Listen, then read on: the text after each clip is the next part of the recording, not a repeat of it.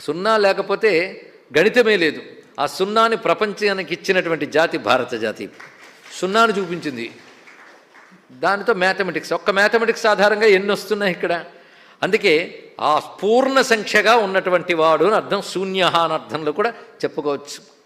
తర్వాత ఘృతాశీహి, ఘృత ఆశీహి అంటే కరిగిపోయిన కోరికలు కలవాడు. ఆశ శబ్దానికి అర్థం అంటే ఆయనకి ఆశించేవేవి లేనందున ఏ ఆశలు లేనటువంటి వాడు అని అర్థం. భగవంతుడి కోరికలు ఏమిటి? అందరి కోరికలు తీర్చేవాడు, ఇది ఒక అర్థం.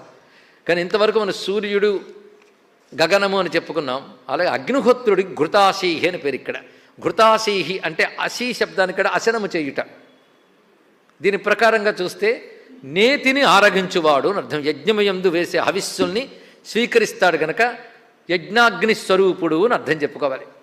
అలాగే ఘృ అనే శబ్దానికి కురిసేది, దీపింపజేయునిది అని రెండు అర్థాలు ఉన్నాయండి. వైదిక అర్థం ఘృ సేచనే, ఘృ క్షరణదీప్త్యోహో అన్నారు. ఇక్కడ తడుపునది అంటే కురిసేది అని అర్థం. ఇక్కడ అంటే ఆకాశం నుంచి కురిసేది ఏది? వర్షాదులు. వాటన్నిటినీ కూడాను ఈయనే కలిగిస్తూ నడిపిస్తూ ఉన్నటువంటి వాడు. ఆ జలాదులను తిరిగి స్వీకరించేవాడికి ఘృతాశీహి అనే మాట దీనికి వర్తిస్తున్నది. దీపింపజేసేది అని కూడా ఘృ అనే శబ్దానికి ఉన్నది.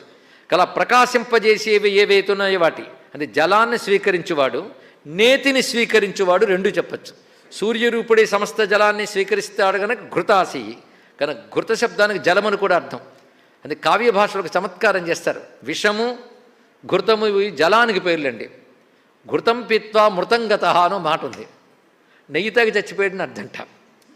అక్కడ నెయ్యి శబ్దానికి నీరుని అర్థం, మృత శబ్దానికి నిద్ర అర్థం తీసుకుని నీళ్లు తాగి నిద్రపోయాడని చెప్పడానికి ఘృతం పిత్వా మృతంగత అని చమత్కారంగా చెప్పారు సంస్కృతంలో. కానీ ఘృత శబ్దానికి జలం అని ఒక అర్థం ఉంది. అందుకే భాష తెలిస్తే ఎన్ని చమత్కారాలు చేయొచ్చండి ఇక్కడ.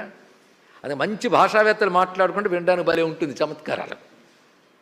అలాగా ఘృత ఆశీహి జలమును స్వీకరించువాడు అంటే అగ్నిహోత్రపరంగా నేతిని స్వీకరించేవాడు, సూర్యపరంగా జలమును స్వీకరించేవాడు.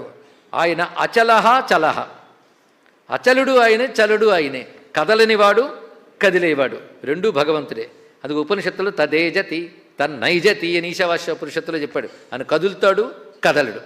అందుకు ఓపెన్ హ్యామరు అణువులో కదిలే చైతన్యం గురించి చెప్తూ ఒక మాట అంటాడు. ముందు అణు విజ్ఞాన శాస్త్రవేత్తల్లో మొదటివాడు అతను, న్యూక్లియర్ సైంటిస్టులో. ఆయన ఒక మాట అంటాడు, అణువులో ఉన్న చైతన్యము కదులుతోందా అంటే కదులుతుందని చెప్పలేమన్నాడు, కదలదా అంటే కదలదని చెప్పలేమన్నాడు. ఇక్కడ ఇదే సైన్స్ భాష, అది ఉపనిషత్ భాష. తదేజతి తన్నైజతి అని చెప్పిందండి ఇక్కడ.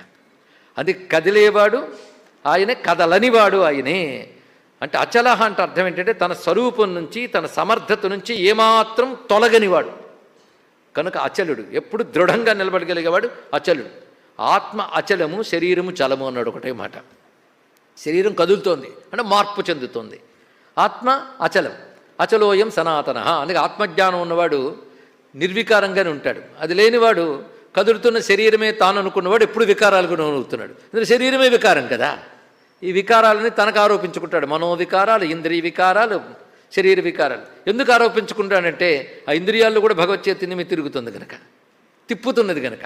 అంటే కదలనేటువంటి ఆత్మగా ఉన్నవాడు కదులుతున్న శరీరాన్ని కదిలిస్తున్నవాడు కనుక అచలహ చలహ రెండు మాటలు ఇక్కడ చెప్తున్నారు. ఇక్కడ అటువంటి స్వామి ఎలా అచలుడుగా ఉన్నాడు అనేటువంటి మాటకు వచ్చేటప్పుడు అవతారాదుల్లో కూడా ఆయన అచలంగానే ఉన్నాడండి. అంటే చలించని వాడుగా ఉన్నాడు. ప్రతిజ్ఞ పట్టేంటే దానికి కట్టుబడి ఉన్నాడు. అంత ప్రతిజ్ఞ పట్టిన భగవానుడు కూడా ఒక్కొక్క ప్రతిజ్ఞ చలించాడు ఒక్కసారి. ఆయుధం పట్టనన్నవాడు భీష్మ పితామహుడి దగ్గర ఆయుధం పట్టుకెళ్ళాడు. పట్టుకెళ్ళాడు కానీ కొట్టలేదు కనుక పట్టనన్నమాట నిజమైంది ఇక్కడ. పోనీ ఆయుధం పట్టుకెళ్ళాడా? చివరికి తేలుద్దాం ప్రస్తుతానికి. కానీ ప్రతిజ్ఞ ఎందుకు చేశారంటే భీష్ముడి యొక్క ప్రతిజ్ఞ చెల్లించడం కోసం తన ప్రతిజ్ఞ పక్క పెట్టాడు కాసేపు భక్తవాత్సల్యం చేత. కానీ అచలహ చలహ.